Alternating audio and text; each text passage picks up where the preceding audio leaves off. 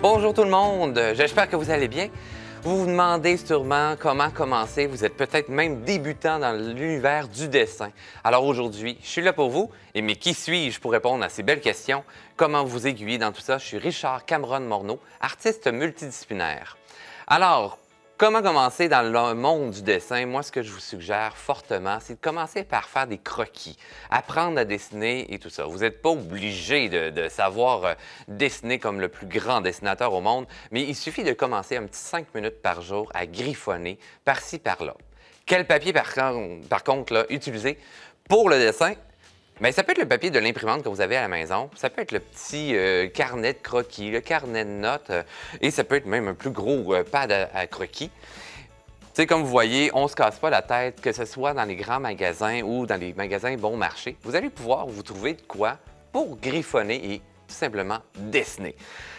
Quoi utiliser et comment s'installer? Fait que maintenant, oui, on a parlé du papier d'esquisse, mais les crayons, hein? Il y en a plusieurs qui vont travailler au crayon de plomb, crayon graphite plutôt, en fait, et vous allez avoir une échelle là, de HB, après ça va dans les H avec des chiffres et dans les B avec des chiffres. Plus que le chiffre est élevé, que ce soit dans le B ou dans le H, plus que la mine, elle va varier.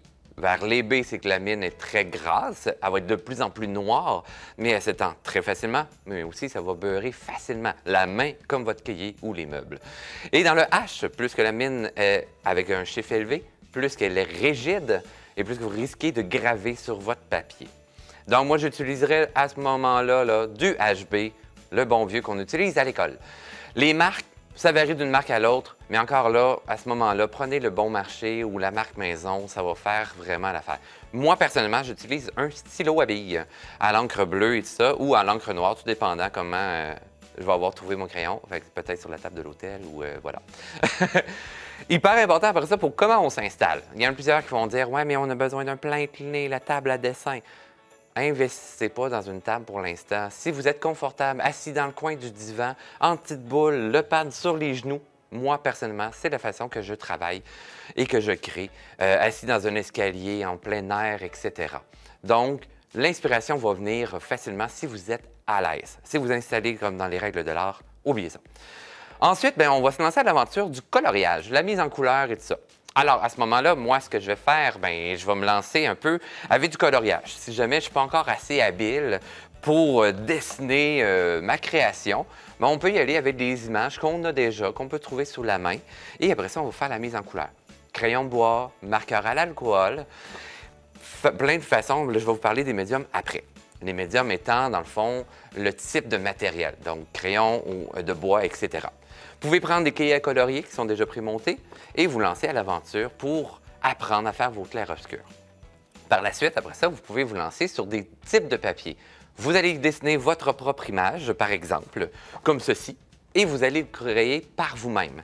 Donc, des papiers de couleur, vous allez en avoir pour le pastel. Ah, ça, c'est un médium. Le pastel... comme la créatable, autrement dit. Ça peut être également pastel gras, donc comme le crayon de cire également. Encore une fois, avec des types de papier de couleurs différents. Et sinon, vous allez avoir le mix média. Mix média, papier lisse ou papier à grains. Vous allez avoir différentes textures au papier. Moi, je suggère le papier lisse pour commencer, parce que c'est plus facile pour aller faire le détail. Présentement, ici, j'ai le Pantone. Le Pantone, vous allez le trouver dans, mettons, Escompte-Lecomte ou chez Dessert ou les magasins de grande surface. À vous de faire un petit peu de recherche, mais vous allez voir, là, c'est très facile d'accès et de différents types de couleurs. Vous avez comme le bleu, etc. Et vous allez en avoir du blanc. Et on peut mixer nos médiums. Donc, à ce moment-là, je vais utiliser des marqueurs à l'eau, des marqueurs à l'alcool, l'aquarelle, le crayon de bois, et on superpose et on s'amuse à créer. Alors, j'espère quand même, là, avec tout ça, j'ai pu répondre à vos questions. Et sur ce, je vous souhaite une très belle création et on se dit à la prochaine. Bye bye!